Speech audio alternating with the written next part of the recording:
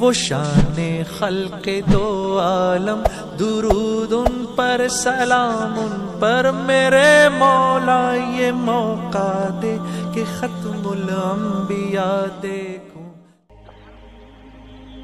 اور دوسرا خطرہ فرماتے تھے کام کرتے کرتے کام کرنے والوں کی نگاہ اسباب پر چلی جاتی ہے، اور جب کام کرنے والوں کی نگاہ اسباب پر چلی جائے گی اللہ کی مدد اٹھ جائے گی۔ پھر فرماتے تھے میں نہیں کہتا کام کرنے والوں کا میرے دنیا کے اسباب پر نگاہ کا جانا، مال پر، شکلوں پر، ڈگریوں پر، عہدوں پر، کہ نہیں، کام کرنے والوں کا اپنی محنت پر، اپنی قربانی پر، اپنے مجاہدے پر، اپنے کرنے پر بھی اگر نگاہ جائے گی اللہ کی مدد اٹھ جائے گی۔ اور اس کی مثال دیتے تھے یاد کرو حنین کو، کہ مسلمان اکثریت میں ہے، مقابلے پر دشمن اقلیت میں ہے، لیکن کیا ہوا، دل میں اپنی تعداد پر نگاہ گئی کہ آج ہم بہت ہیں، آج ہم بہت ہیں، ان کو پیس دیں گے، اور سب کے نہیں چند افراد کے دلوں کے اندر چیز آئی تو اللہ نے خود قرآن میں کہا یاد کرو حنین کو، باوجود تمہاری کثرت کے تم دشمنوں سے پیٹ پھیر کر بھاگے، اور وجہ کیا بنی، نگاہ اللہ سے ہٹنا۔ جتنا ہوا، جو کچھ ہوا، جتنا کیا، جو کچھ کیا، سب اللہ نے کیا ہے۔ یہ اتنا بڑا مجموعہ میرے اللہ کی توفیق ہے، میرے اللہ کا کرم ہے، میرے اللہ کا انعام ہے۔ ہر وقت ہر حال میں نگاہ اللہ پر جائے، جو کچھ ہوا اللہ نے کیا، جو کچھ ہو رہا اللہ کر رہے ہیں، اور آئندہ قیامت تک کہ جو کچھ ہوگا وہ اللہ ہی کے ارادے سے ہوگا۔ نہ کسی نے کچھ کیا، نہ کسی سے کچھ ہوا، نہ کوئی کچھ کر سکتا ہے، سب مخلوق ہے، میری ذات بھی مخلوق، میری محنت بھی مخلوق، میری کوشش بھی مخلوق، کہ مجھ سے بھی کچھ نہیں ہوگا، کرنے والے اللہ ہے اللہ۔ اس لیے ہر حال میں نگاہ اللہ پر جانی چاہیے۔ اور یہاں میرے دوستوں بزرگوں 6 صفات کی حقیقت، سب سے پہلے ہماری دعوت یقین کے بدلنے کی ہے، سب سے پہلے ہماری دعوت دل کی دنیا کو آباد کرنے کی ہے۔ دعوت کا خاصہ ہی یقین کا بدلنا ہے۔ کیا یقین کا بدلنا ہے؟ فرمایا 3 لائن کی دعوت ہے، اور یہ 3 بڑی بیماریوں کا علاج ہے۔ اگر یہ 3 بڑی بیماریوں کا علاج موت سے پہلے نہ ہوا تو میرے دوستو یہ بیماریاں ہمیں جہنم تک پہنچا کر رہے گی۔ اب اس کے علاج کے لیے یہ دعوت کے ذریعے سے 3 لائن کی محنت دی گئی۔ ہماری دعوت کیا ہے؟ توحید، رسالت اور آخرت۔ پورے قرآن میں سب سے زیادہ اللہ نے جس مضمون کو بیان کیا ہے وہ یہی توحید، رسالت اور آخرت ہے۔ احادیث میں سب سے زیادہ جو فکر دلائی گئی ہے توحید، رسالت اور آخرت۔ اب توحید کے ذریعے سے کیا محنت ہے؟ فرمایا توحید کے ذریعے سے دل کی پاکی مقصود ہے۔ آج بدن کو پاک کرنا، جگہ کو پاک کرنا، کپڑے کو پاک کرنا سمجھ میں آتا ہے، دل کو پاک کرنا اب تک ہماری سمجھ میں نہیں آیا۔ اور دل کو پاک کس سے کرنا ہے؟ اللہ کے غیر سے، اللہ کے غیر سے، اور اللہ کے ماں سوا جو کچھ ہے وہ اللہ کا غیر ہے۔ اور اللہ قرآن میں اعلان کر چکا، اے میرے بندو میں تمہاری ہر غلطی معاف کروں گا لیکن شرک کو معاف نہیں کروں گا۔ دل کو پاک کرو شرک سے، دل کو پاک کرو اللہ کے غیر سے، دل کو پاک کرو مخلوق سے۔ چونٹی بھی مخلوق ہے، جبرائیل بھی مخلوق ہے، چونٹی سے بھی کچھ نہیں ہوتا، جبرائیل سے بھی اللہ کے بغیر کچھ نہیں ہوتا۔ قطرہ بھی مخلوق، سمندر بھی مخلوق، ذرہ بھی مخلوق، پہاڑ بھی مخلوق، ایک پیسہ بھی مخلوق، میرے دوست بتو قارون کا خزانہ بھی مخلوق، ایک پتھر بھی مخلوق، ایٹم بم بھی مخلوق، سب مخلوق ہے۔ اور اللہ خالق ہے، اللہ رب ہے، اللہ مالک ہے، وہی پیدا کرنے والا۔ آج کا باپ کہتا ہے بیٹے میں تجھ کو پال رہا ہوں، جھوٹ کہتا ہے۔ جو خود اپنے پلے میں محتاج ہو وہ کیا کسی کو پالے گا؟ آج کا شوہر کہتا ہے بیوی تیری حاجت ضرورت میں پوری کر رہا ہوں، جھوٹ کہتا ہے، جو خود اپنی حاجت اور ضرورت میں کسی کا محتاج ہے، وہ کیا کسی کی حاجت اور ضرورت پوری کرے گا؟ جھوٹ ہے، کسی کے ہاتھ میں کچھ نہیں، میرا فیوچر میرے ہاتھ میں نہیں، میں کیا اپنی اولاد کا فیوچر بناؤں گا؟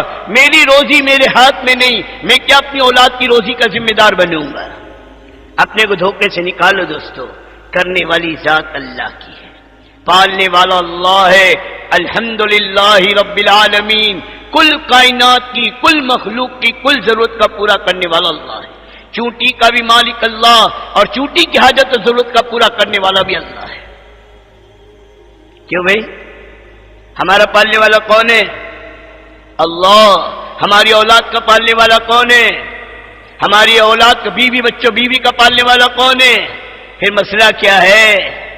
جس نے پیدا کیا وہ پرورش کا ذمہ دار ہے، جس نے دنیا میں جو جاندار مخلوق دنیا میں آئی ہے سب کی روزی، 12ویں پاری کی پہلی آیت، زمین اور آسمان کے درمیان میں جتنی جاندار مخلوق ہے ان سب کی روزی اللہ کے ذمے ہے، سب کی حاجت و ضرورت۔ اسے رب کی دعوت کے ذریعے سے اپنے دل کو پاک کرنا ہے، توحید کے ذریعے سے اپنے دل کو شرک سے پاک کرنا ہے، ورنہ شرک کا ایک ذرہ اگر بغیر توبہ کے دنیا سے چلے گئے، ایک ذرہ ہمیں جہنم تک پہنچا کر رہے گا۔ ایمان کا ایک ذرہ ایک نہ ایک دن جنت میں لے جائے گا، اور شرک کا ایک ذرہ میرے دوستو ہمیشہ کے لیے جہنم میں پہنچا دے گا۔ دل کو پاک کرو دوستو، موت سے پہلے مسئلہ ہے۔ تبلیغ تقریر کا نام نہیں ہے، یہ زندگی کے بدلنے کا نام ہے۔ جب زندگی بدلو گے، نورانی بناؤ گے، نور والی زندگی بنے گی، پھر جہاں جاؤ گے نور پھیلے گا۔ مولانا یوسف صاحب رحمۃ اللہ علیہ سورج کی مثال دیا کرتے تھے، دائی کی مثال سورج کی طرح ہے، سورج میں نور ہے، جہاں جہاں نکلتا چلا جاتا ہے اندھیرے کو دور کرتا چلا جاتا ہے، اور روشنی کو اور نور کو پھیلاتا چلا جاتا ہے۔ ایسے ہی فرما دائی کے اندر اگر نور ہوگا اعمال کا، اگر نور ہوگا صفات کا، اگر نور ہوگا اللہ کے نبی کی پاکیزہ زندگی کی، یہ جہاں جہاں جائے گا یہ نورانی زندگی، یہ روحانی زندگی عام ہوتی چلی جائے گی۔ اس لیے صحابہ جہاں گئے تقریر نہیں کی، بیانات نہیں کیے، کسی کتاب میں آپ کو صحابہ کے بیانات نہیں ملیں گے، بلکہ صحابہ جہاں گئے وہاں والوں سے یوں کہا، کونوا مثلنا، کونوا مثلنا، تم ہم جیسے ہو جاؤ، ہم ایک زندگی لے کر آئے ہیں، اس زندگی کو ہماری زندگی میں دیکھ لو، زندگی کا بدلنا آسان ہو گیا۔ جہاں گئے وہاں کی زبان بدلی، جہاں گئے وہاں کا کلچر بدلا، جہاں گئے وہاں کی تہذیب بدلی، اور جہاں گئے وہاں کے جینے کا انداز بدلا۔ کتنے افریقہ کے ملک ایسے ہیں جو افریقن ملک ہیں، لیکن صحابہ کے قدموں کی برکت سے ان کی زبان بھی عربی، ان کی تہذیب بھی عربی، ان کا کلچر بھی عربی، بلکہ عربی ایسی غالب آئی کہ لوگ اسے افریقن ملک کہنا بھول گئے، عرب ملک ہی کے نام سے یاد کرتے ہیں۔ یہ صحابہ کی محنت کی برکت۔ اسی لیے فرماتے صفات والی زندگی لے کر چلو، دعوت والی زندگی لے کر چلو۔ یہ 6 صفات تقریر و بیان کے لیے نہیں ہے، زندگیوں میں لانے کے لیے ہے۔ سب سے پہلے توحید کے ذریعے سے دل کو پاک کرو، اور یہ موت سے پہلے پہلے دوستو، موت سے پہلے پہلے، ورنہ اس دل کی ناپاکی کے ساتھ بیت اللہ کا پردہ پکڑ کر کھڑا ہے، اللہ کی نگاہ میں اس کا دل ناپاک ہے، یا اللہ کے سامنے کھڑا ہے تہجد میں، اللہ کی نگاہ میں اس کا دل ناپاک ہے، یہ میرے دوستو دعوت میں پھر رہا ہے، اللہ کی نگاہ میں اس کا دل ناپاک ہے۔ جگہ پاک نہ ہو، کپڑا پاک نہ ہو، بدن پاک نہ ہو، نماز نہیں ہوتی، اور دل ناپاک ہو، یہ عبادت والی زندگی قبول کیسے ہوگی؟ میری بات سمجھ میں آ رہی دوستو؟ دل کو پاک کرنا، اور دوسری ہماری محنت رسالت ہے، رسالت۔ کوئی طریقہ کامیابی نہیں، کسی طریقے میں عزت نہیں، کسی طریقے میں زندگی کا بننا نہیں، کوئی کسی طریقے پر چل کر اللہ تک نہیں پہنچ سکتا۔ اللہ نے اپنے تک پہنچنے کے سارے راستے بند کر دیے، سارے راستے۔ علماء نے لکھا ہے جہنم میں جانے کے راستے 1000، جنت پہ جانے کا راستہ 1، اللہ کو ناراض کرنے کے راستے 1000، اللہ کو منانے کا راستہ 1، کامیابی کے ناکامی کے راستے 1000، کامیابی کا راستہ 1، اور وہ ہے محمد الرسول اللہ صلی اللہ علیہ وسلم کا راستہ۔ جو زندگی، جو طریقہ، جو شریعت، جو ادائیں، جو پاکیزہ اعمال میرا نبی لے کر آیا ہے، وہ عزت دلانے کے لیے، وہ سر بلندی کرنے کے لیے، وہ پنپنے اور چمکنے کے لیے، وہ اللہ کا محبوب بنانے کے لیے، اور انسان کو دونوں جہاں میں کامیاب کرنے کے لیے۔ نہ دیکھو دائیں، نہ دیکھو بائیں، نہ دیکھو آگے، نہ دیکھو پیچھے، کوئی زندگی قابل قبول نہیں ہے۔ آج کوئی موسیٰ علیہ السلام کی زندگی اور عیسیٰ علیہ السلام کی زندگی، اس پاکیزہ زندگی کو اپنا کر بھی کامیاب ہونا چاہے تو نہیں ہو سکتا۔ ایمان کے لیے شرط میرے نبی پر ایمان لانا، اسلام کے لیے شرط میرے نبی کی ہر ادا کو اپنانا۔ ایک غیر مسلم مسجد میں بیٹھ کر 1000 مرتبہ کہے لا الہ الا اللہ، لا الہ الا اللہ، لا الہ الا اللہ، لیکن محمد الرسول اللہ نہ کہے کہ وہی مسلمان ہو جائے گا؟ ہو جائے گا؟ میرے نبی کی رسالت کی تصدیق کے بغیر ایمان مکمل نہیں، کوئی مسلمان نہیں ہو سکتا۔ کوئی کہے لا الہ الا اللہ، عیسیٰ روح اللہ، کوئی کہے لا الہ الا اللہ، موسیٰ کلیم اللہ، مسلمان نہیں ہو سکتا۔ اب ایک ہی کلمہ ہے، ایک ہی کی رسالت ہے، ایک ہی کی زندگی ہے، جس کو اپنائے بغیر ایمان مکمل نہیں، جس کے بارے میں قرآن کہہ رہا ہے وَرَفَعْنَا لَكَ ذِكْرَكَ، اے نبی جی ہم نے اب آپ کے نام کو اپنے نام کے ساتھ بلند کیا، اب دنیا میں میرا نام تیرے نام کے بغیر نہیں لیا جائے گا۔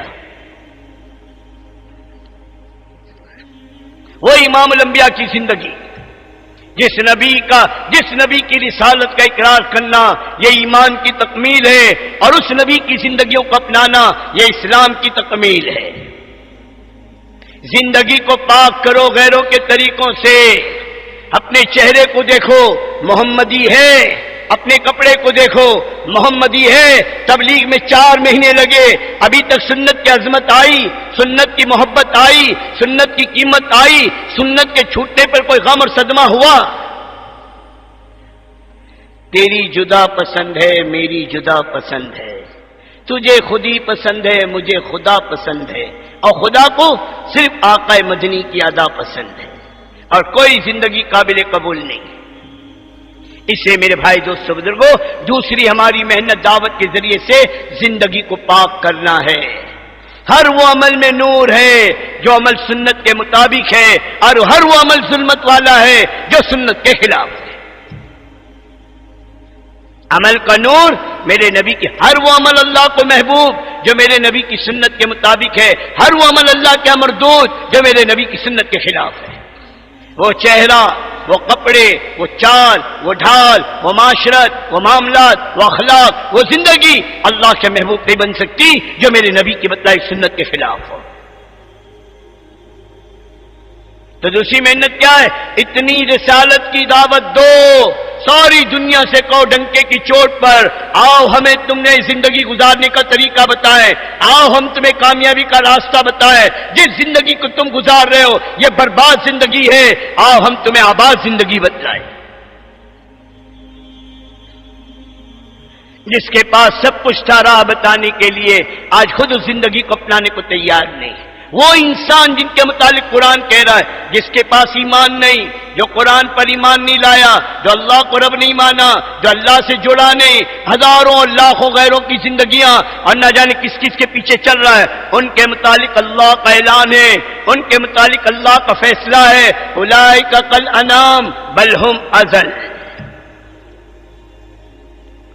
کہ یہ انسان جن کو دیکھ کر تم رال ٹپکا رہے ہو، جن کا کلچر، جن کی تہذیب، جن کی زندگی تم دیکھو واو کر رہے ہو، یہ زندگی جانوروں سے بدتر ہے، کتوں سے بدتر، سوؤں سے بدتر یہ زندگی ہے۔ اگر بغیر ایمان کے مر گئے اس سے بدتر کوئی زندگی نہیں ہے۔ تو جب جانور کے پیچھے چل کر کامیاب نہیں ہو سکتا تو جانوروں سے بدتر انسانوں کی زندگی کو اپنا کر کیسے کامیاب ہو سکتے ہو؟ دھوکے سے نکلو دوستو، دھوکے سے نکلو، موت سے پہلے موقع ہے، بن جاؤ آقا کے غلام۔ ہم کسی کو دیکھ کر نہیں چلتے، ہماری ہر ادا اللہ کے نبی کی بتلائی ہوئی ترتیب کے مطابق۔